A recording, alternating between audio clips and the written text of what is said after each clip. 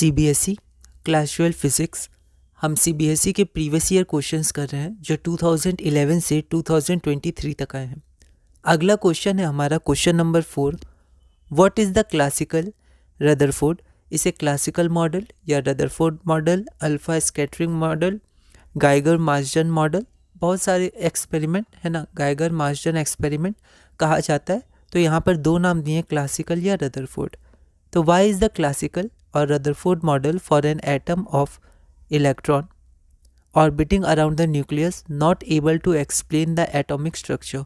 ये बहुत ही important question है, आप मेंस में भी देखिएगा तो इसके कुछ कॉन्सेप्ट्स आए हैं, ठीक है, और ये अंडरस्टैंडिंग के लिए भी इम्पॉर्टेंट है। यह क्वेश्चन दिल्ली 2012 में 1 मार्क का पूछा गया था कि रदरफोर्ड मॉडल जो था वो एटम की स्टेबिलिटी को क्यों नहीं शो कर पाता था। तो एक बार आप इस क्वेश्चन को ट्राई करिए, फिर हम लोग आगे बढ़ते हैं। तो यहाँ हम लोग देखते हैं रदरफोर्ड मॉडल में क्या था कि हमारे पास एक न्यूक्लियस था जैसे सन है, और इलेक्ट्रॉन्स रिवॉल्व करते हैं, ठीक है, जैसे प्लैनेट्स रिवॉल्व करते हैं, ठीक है। ये बेसिकली हमारा रदरफोर्ड मॉडल था जिसे प्लानिटरी मॉडल भी कहा जाता है, इसका एक और नाम है प्लानिटरी मॉडल, है ना। तो अब होता क्या है कि ये जो इलेक्ट्रॉन रिवॉल्व करता है, ठीक है, तो इलेक्ट्रॉन क्या एक चार्ज पार्टिकल है, ठीक है, और वो क्या कर रहा है, रिवॉल्व कर रहा है। तो जब वो रिवॉल्व कर रहा है, ठीक है, न्यूक्लियस के चारों तरफ, तो इसका एक्सेलरेशन चेंज हो रहा है। अगर हम लोग वेलोसिटी कांस्टेंट भी मान लें तो डायरेक्शन चेंज हो रहा है, सर्कुलर पाथ पे जो डायरेक्शन होता है टेंजेंशियल वो चेंज हो रहा है, ठीक है।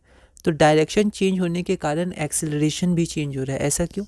ऐसा इसलिए क्योंकि जो हमारा एक्सेलरेशन होता है वो वेक्टर क्वांटिटी होता है। तो हम लोग जनरली सोचते हैं कि या समझते हैं जब फर्स्ट इंस्टेंट पे कि अगर वेलोसिटी चेंज हुआ तभी एक्सेलरेशन चेंज हुआ, लेकिन अगर हम लोग फिर देखते हैं कि हमने पढ़ा भी है कि वेक्टर क्वांटिटी में अगर डायरेक्शन भी चेंज हो जाए तो भी हम लोग उस वेक्टर क्वांटिटी को चेंज मानते हैं, है ना। तो यहाँ पर एक्सेलरेशन एक वेक्टर क्वांटिटी है, तो डायरेक्शन चेंज होने के कारण एक्सेलरेशन चेंज हो रहा है। और इलेक्ट्रोमैग्नेटिक में एक प्रिंसिपल है कि कभी भी अगर कोई इलेक्ट्रिकल चार्ज है, ठीक है, जैसे यहाँ इलेक्ट्रॉन है, वो एक्सेलरेशन में है, वो मूव कर रहा है, इसमें एक्सेलरेशन है, तो फिर ये एनर्जी रेडिएट करेगा, ठीक है। तो ये एनर्जी रेडिएट करेगा in the form of electromagnetic waves. तो एनर्जी जब इसमें से निकलेगा तो ये एनर्जी लूज़ करेगा, और जब ये एनर्जी लूज़ करेगा तो ये जो पाथ है ये पाथ ही फॉलो नहीं कर पाएगा। एनर्जी लूज़ करने के कारण ये इलेक्ट्रॉन धीरे धीरे इसका ऑर्बिट छोटा होगा और स्पाइरल जैसा एक बार न्यूक्लियस में कोलैप्स कर जाएगा, ठीक है। तो एटम इनस्टेबल हो जाएगा, अनस्टेबल, ठीक है। तो इसीलिए ये जो रदरफोर्ड मॉडल है वो स्टेबल नहीं था, ठीक है, इस प्रिंसिपल के आधार पर। तो यहाँ पर हम लोग लैंग्वेज में देखते हैं the electron revolving around the nucleus is accelerated, और अगर चार्ज पार्टिकल एक्सेलरेटेड होता है एंड एमिट्स रेडिएशन या energy, as a result it loses energy क्योंकि एनर्जी निकल रही है, and the radius of circular path continuously decrease, है ना, क्योंकि एनर्जी कम हो रही है, and ultimately the electron falls into the nucleus, और इलेक्ट्रॉन क्या होता है, अल्टीमेटली न्यूक्लियस में फॉल कर जाता है, कोलैप्स कर जाता है, ठीक है। And the radius of the circular part continuously decrease, and ultimately the electron falls into the nucleus and atom collapse. But we know that the atom is naturally stable, पर हमें तो पता है जो एटम है वो नेचुरली स्टेबल होता है, उसके इलेक्ट्रॉन कोलैप्स नहीं करते हैं, ठीक है, and does not collapse, hence the classical model does not explain the atomic structure. Question number 5. Write the limitations of Rutherford's model of atom. यह क्वेश्चन CBSE 2023 में 2 मार्क्स का पूछा गया था, और लैंग्वेज क्वेश्चन भी ये पूछा जा सकता है अलग तरह से, और साथ में जो 3 मार्क्स के या 5 मार्क्स के क्वेश्चन अगर आए तो उनमें ये एक पार्ट पूछा जा सकता है। 2023 में 2 मार्क्स का पूछा गया था। एक बार आप इस क्वेश्चन को ट्राई करिए, फिर हम लोग आगे बढ़ते हैं। तो इसका लैंग्वेज हम लोग देख लेते हैं। The Rutherford's model of an atom had 2 major drawbacks और लिमिटेशंस विच आर। तो रदरफोर्ड मॉडल में 2 मेजर ड्रॉबैक्स थे, वो हम लोग देखते हैं। सबसे पहला है कि the atomic model could not explain the stability of the atom, जो हमने पिछले क्वेश्चन में देखा, और इसमें आप थोड़ा सा एक्सप्लेन भी चाहे तो कर सकते हैं, ठीक है, बहुत ज़्यादा नहीं क्योंकि 2 मार्क्स का है, तो ये 1 मार्क का हो गया, एक ये और एक ये।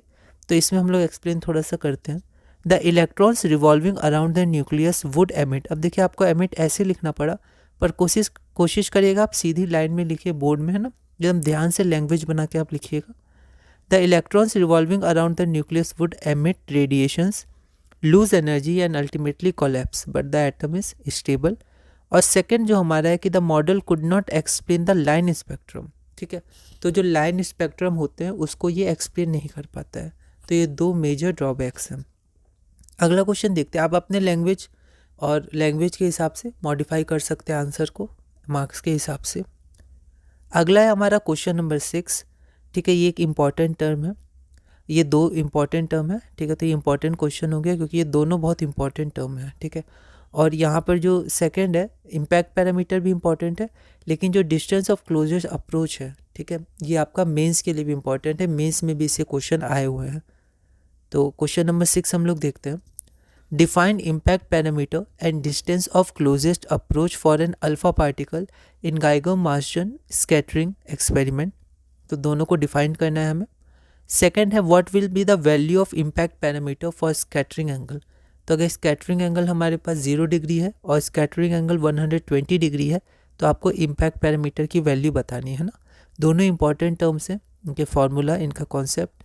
यह क्वेश्चन CBSE 2022 में 2 मार्क्स का पूछा गया था। एक बार आप इस क्वेश्चन को ट्राई करिए, फिर हम लोग आगे बढ़ते हैं। तो इम्पैक्ट पैरामीटर होता क्या है, तो पहले यहाँ समझ लेते हैं कि ये हमारे पास, मान लेते हैं हमारे पास न्यूक्लियस है। आप चाहें तो एटम भी ऐसे ड्रॉ कर सकते हैं, पर मैं यहाँ पर मैंने सिर्फ न्यूक्लियस को ड्रॉ किया। तो न्यूक्लियस के सेंटर से पास करने वाली लाइन, ठीक है, और जो अल्फ़ा पार्टिकल स्ट्राइक की, मान लीजिए सोर्स से आ रहे हैं, अल्फ़ा पार्टिकल सोर्स से आ रहे हैं, तो इनिशियल वेलोसिटी वेक्टर या उसकी वेलोसिटी वेक्टर जो होगी, ठीक है, तो उन दोनों लाइन के बीच में जो डिस्टेंस होता है, परपेंडिकुलर डिस्टेंस, उसको हम लोग बोलते हैं इम्पैक्ट पैरामीटर। और ये जनरली स्मॉल b से डिनोट किया जाता है इम्पैक्ट पैरामीटर, ठीक है। यहाँ से मान लेते हैं डिविएट किया, तो जो डिविएट करता है वो एंगल होता है एंगल ऑफ स्कैटरिंग थीटा। अब इसको हम लोग लैंग्वेज में देख लेते हैं। Impact parameter, the impact parameter is the perpendicular distance of the initial velocity vector of the alpha particle from the central line of the nucleus, ठीक है। अब इसमें आप अलग अलग जगह थोड़ा सा डिफरेंट टर्म्स में एक्सप्लेनेशन या डेफिनेशन हो सकता है, वो भी अप्लाई कर सकते हैं, लिख सकते हैं, पर जनरल यही है कि सेंट्रल लाइन और वेलोसिटी वेक्टर जो होता है उसके बीच में परपेंडिकुलर डिस्टेंस। अगला आता है हमारा डिस्टेंस ऑफ क्लोजेस्ट अप्रोच। तो ये क्या होता है कि मान लेते हैं हमारे पास एक अल्फ़ा पार्टिकल है, वो न्यूक्लियस की तरफ आ रहा है, ठीक है। तो अल्फ़ा पार्टिकल क्या होता है, हीलियम न्यूक्लियाई होता है, ठीक है, तो वो पॉजिटिव, न्यूक्लियस पॉजिटिव, तो एक डिस्टेंस में आके वो वापस चला जाएगा, या तो ऐसे चला जाएगा या फिर एक जगह आके वो ऐसे भी घूम सकता है, ठीक है। तो जो डिस्टेंस होगा, मान लीजिए यहाँ तक घूमा तो ये वाला डिस्टेंस, यहाँ तक आया तो ये वाला डिस्टेंस, ठीक है। तो जहाँ तक वो आ पाता है न्यूक्लियस के नज़दीक, मान लेते यहीं तक आ पाया, तो न्यूक्लियस और उसके बीच में जो परपेंडिकुलर डिस्टेंस होता है, जितने डिस्टेंस बच गया वो बच गया डिस्टेंस ऑफ क्लोजेस्ट अप्रोच। नाम से भी हम लोग देख सकते हैं कितना क्लोज, सबसे क्लोज कहाँ तक आया, तो यहाँ तक आया, तो कितना डिस्टेंस बच गया न्यूक्लियस से, उसको बोलते हैं डिस्टेंस ऑफ क्लोजेस्ट अप्रोच। और ये जनरली R0 से सिम्बलाइज किया जाता है, ठीक है। तो यहाँ हम लोग एक बार लैंग्वेज में देख लेते हैं। Distance of closest approach, the distance of the alpha particle from the nucleus at which the kinetic energy of the alpha particle changes into the electrostatic potential energy is known as distance of closest approach। तो यहाँ पर थोड़े technical terms दिए हैं, ऐसे हमने language में समझा कितने पास आ सकते हैं। तो यहाँ पर क्या होगा, ये पहले अल्फा पार्टिकल अपना क्या होगा, एनर्जी लेकर आओगा, काइनेटिक एनर्जी, यहाँ तक आते आते वो रेस्ट पे हो जाएगा। रेस्ट पे हो जाएगा तो काइनेटिक एनर्जी कहाँ गया, तो कंजर्वेशन ऑफ एनर्जी से, क्योंकि काइनेटिक एनर्जी मूविंग ऑब्जेक्ट में होता है, ठीक है। और यहाँ पर अगर वो रेस्ट में आएगा, बिल्कुल आएगा, फिर अपनी डायरेक्शन चेंज करेगा, तो यहाँ पर काइनेटिक एनर्जी कहाँ गया, तो कंजर्वेशन ऑफ एनर्जी से ये काइनेटिक एनर्जी पोटेंशियल एनर्जी में, और यहाँ पर 2 चार्जेस है, ठीक है, तो ये इलेक्ट्रोस्टैटिक पोटेंशियल एनर्जी में चेंज हो गया। तो जिस पॉइंट पे कम्प्लीटली चेंज हो जाता है, हम लोग ऐसे टेक्निकल टर्म्स में बोल सकते हैं वो क्लोजेस्ट अप्रोच है वहाँ तक, ठीक है। तो वहाँ से हम डिस्टेंस लेंगे, तो वही यहाँ पर लिखा हुआ है, और ये बहुत इंपॉर्टेंट है, डायरेक्ट इसका फॉर्मूला में यूज़ होता है, न्यूमेरिकल्स में यूज़ होता है।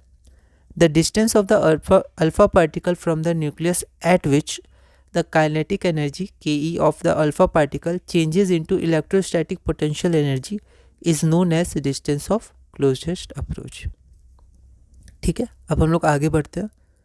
सेकेंड है हमारा इम्पैक्ट पैरामीटर हमें निकालना था जब थीटा 0 डिग्री और थीटा 180 डिग्री थी। तो इसके लिए आपको कुछ यहाँ पर फॉर्मूला है, इसको आप ध्यान रखिएगा, इसको आप अपने शॉर्ट नोट्स में लिख सकते हैं। The impact parameter b is given by b is equal to 1/4 pi epsilon naught Z, Z हमारा एटॉमिक नंबर हो गया, Z e square cot theta by 2 divided by kinetic energy of alpha particle. तो इसको हमने equation number 1 मान लिया। और जब हमारा थीटा बराबर 0 डिग्री होता है तो यहाँ हो जाएगा कॉट 0 डिग्री बाई 2 मतलब कॉट 0 डिग्री। अब कॉट 0 डिग्री क्या होता है, तो tan 0, तो पहले tan 0 या tan होता है साइन बाय कॉस, तो साइन 0, तो साइन 0 0, तो tan 0 0 और कॉट 0 इन्फिनिटी, अपोजिट मतलब रेसिप्रोकल हो जाएगा, तो ये आपका इन्फिनिटी हो जाएगा। और जब हमारा थीटा बराबर 180 डिग्री होता है तो ये हमारा हो जाएगा कॉट 180 डिग्री बाई 2 मतलब कॉट 90 डिग्री, ठीक है।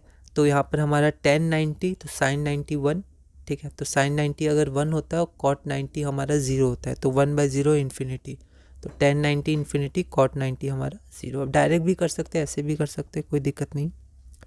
तो यहाँ पर हमारा कॉट 90 कितना हो जाएगा 0, क्योंकि tan 90 इन्फिनिटी होता है, तो या अनडिफाइंड भी हम कहते हैं। तो for theta is equal to 0 degree impact parameter infinity हो जाएगा, और for theta is equal to 180 degree impact parameter हमारा 0 हो जाएगा, ठीक है। तो यहाँ आपका आंसर हो गया, इस आंसर को आप लिख दीजिएगा। यहाँ पर हमारा अगला क्वेश्चन है question number 7। Explain briefly how Rutherford scattering of alpha particle by a target nucleus can provide information on the size of the nucleus. तो जो हमारा रदरफोर्ड मॉडल या गाइगर मार्जन एक्सपेरिमेंट या अल्फा स्कैटरिंग पार्टिकल है, या फिर जिसको हम लोग क्लासिकल मॉडल भी कहते हैं, प्लानिटरी मॉडल भी कहते हैं, ठीक है। तो ये सारे नाम से एक ही को रेफर करते हैं। तो यहाँ नाम दिया है Rutherford scattering of alpha particle by a target nucleus can provide information on the size of nucleus. तो साइज ऑफ न्यूक्लियस पे कैसे इन्फॉर्मेशन प्रोवाइड करता है। यह क्वेश्चन दिल्ली 2019 में 2 मार्क्स का पूछा गया था। एक बार आप इस क्वेश्चन को ट्राई करिएगा। अगली वीडियो में हम लोग कंटिन्यू करेंगे क्वेश्चन नंबर 7 से और धीरे धीरे इस चैप्टर में आगे बढ़ेंगे।